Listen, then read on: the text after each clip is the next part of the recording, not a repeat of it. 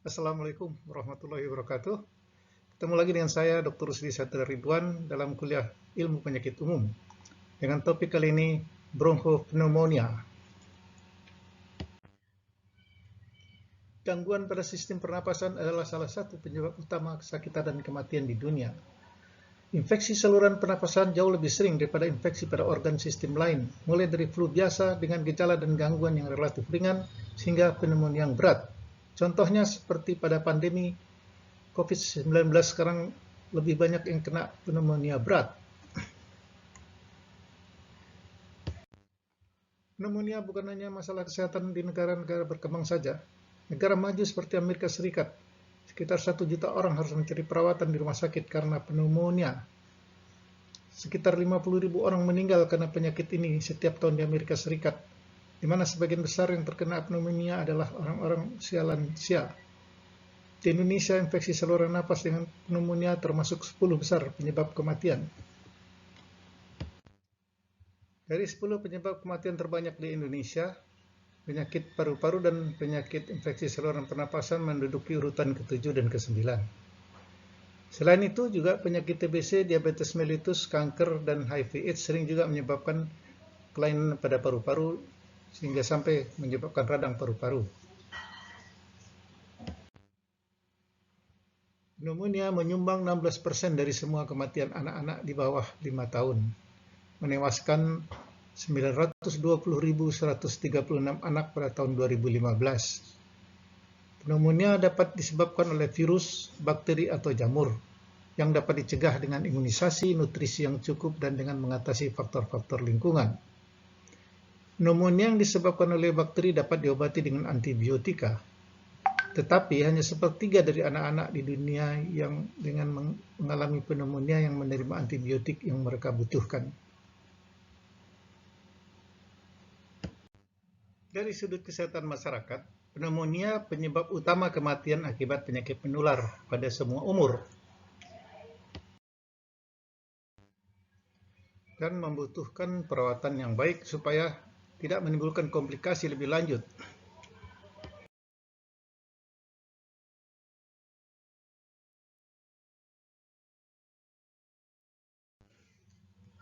Peran tenaga kesehatan sangat penting dalam upaya preventif, promotif, dan kuratif dan rehabilitatif penyakit ini untuk mengurangi kejadian dan meningkatkan kualitas kesehatan masyarakat. Proses pernapasan adalah pengambilan oksigen dari udara untuk dimasukkan ke dalam jaringan dan pembuangan karbon dioksida dari jaringan dilepaskan ke udara. 3 tahapan respirasi adalah ventilasi, transportasi, dan respirasi sel. Bronchopneumonia terutama mengganggu tahapan ventilasi. Tapi akibat gangguan tempat ventilasi ini akan berdampak kepada tahapan transportasi dan respirasi sel secara keseluruhan.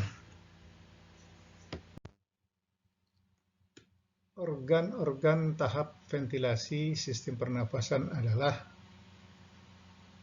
rongga hidung, faring, laring, trakea, bronchi, bronchiolis, dan alveoli.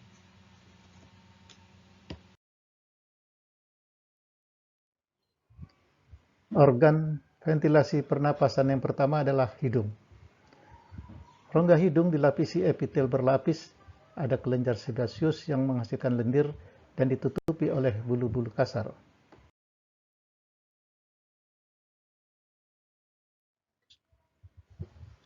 Partikel debu yang masuk disaring rambut-rambut kasar, sedangkan partikel halus terperangkap lendir yang disekresikan oleh sel-sel goblet dan kelenjar serosa. Mukosa hidung dilapisi dengan sel-sel berhasil lendir dan bersilia. Lendir akan menjebak bakteri, debu, dan virus. Silia bergerak dan menciptakan arus. Gerakan silia mendorong lendir ke posterior superior rongga hidung menuju farinx, yang selanjutnya akan ditelan atau dibatukan. Organ ventilasi pernapasan berikutnya adalah farinx. Farinx terletak di bawah pangkal tengkorak di belakang rongga hidung dan rongga mulut. dan di sebelah depan vertebra leher. Farinks adalah saluran yang menghubungkan hidung mulut dengan esofagus dan laring. Faring dibagi menjadi 3 bagian, nasofarinks di belakang hidung, orofarinks di belakang mulut, dan faringolarynx di belakang larynx. Saluran ini juga dilapisi oleh selaput lendir bersilia seperti di rongga hidung. Di sini terdapat kumpulan kelenjar getah bening yang disebut adenoid dan tonsil. Adenoid dan tonsil akan membesar jika ada infeksi, sering disebut amandel. Tonsil di dinding kanan dan kiri, adenoids di posterior atas farinks.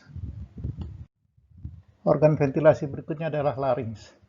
Larynx terletak di anterior inferior pharynx, berupa serangkaian cincin tulang rawan yang dihubungkan oleh otot dan di dalamnya ada pita suara. Di ruang pita suara ada celah segitiga yang bermuara ke trakea dan disebut glotis. Pada waktu menelan, gerakan epiglotis akan menutup glotis, mencegah makanan dan cairan masuk ke trakea.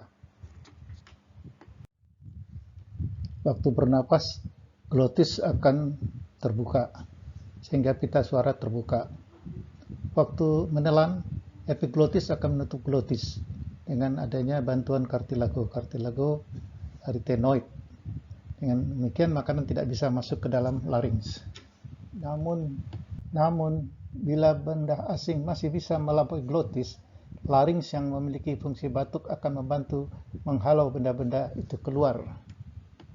Trakea adalah kelanjutan dari larynx, terdiri dari cincin-cincin tulang rawan yang saling dihubungkan oleh otot dan jenakan ikat. Panjangnya lebih kurang 9 cm, berada di depan esofagus. Selaput lendirnya juga tersusun dari epitel bersilia. Trakea selanjutnya bercabang dua menjadi bronkus kanan dan kiri. Karina adalah tonjolan tulang rawan di ujung bawah trakea, di mana terjadi percabangan antara dua bronkus utama. Pada karina ini banyak saraf sensorik yang akan menyebabkan batuk spasmodik yang kuat ketika dirangsang. Bronkus adalah saluran napas yang merupakan kelanjutan trakea yang bercabang menjadi dua pada ketinggian kira-kira vertebra thoracalis kelima. Bronkus mempunyai struktur serupa dengan trakea dan dilapisi oleh jenis-jenis sel yang sama. Bronkus berjalan ke arah bawah dan samping menuju paru-paru dan bercabang menjadi dua, yaitu bronkus kanan dan bronkus kiri. Bronkus kanan mempunyai diameter lumen yang lebih besar, ukuran lebih pendek dan posisi lebih vertikal. Sedangkan bronkus kiri memiliki ukuran lebih panjang, diameter lumennya lebih sempit dibandingkan bronkus kanan. Di ujung bronkiolus terdapat kantung-kantung udara kecil yang disebut alveolus, tempat terjadinya pertukaran oksigen dari paru-paru dengan karbon dioksida dari darah. Ini adalah proses yang terjadi di dalam kapiler dan alveolus.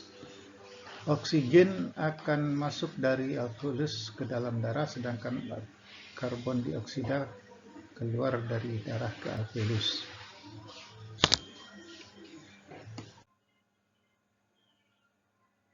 Baiklah saudara sekalian, tayangan pertukaran oksigen dan karbon dioksida di paru-paru ini mengakhiri kuliah bagian pertama bronkopneumonia.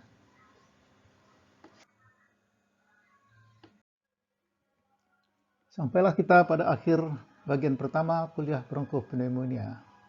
Terima kasih atas perhatiannya. Wassalamualaikum warahmatullahi wabarakatuh.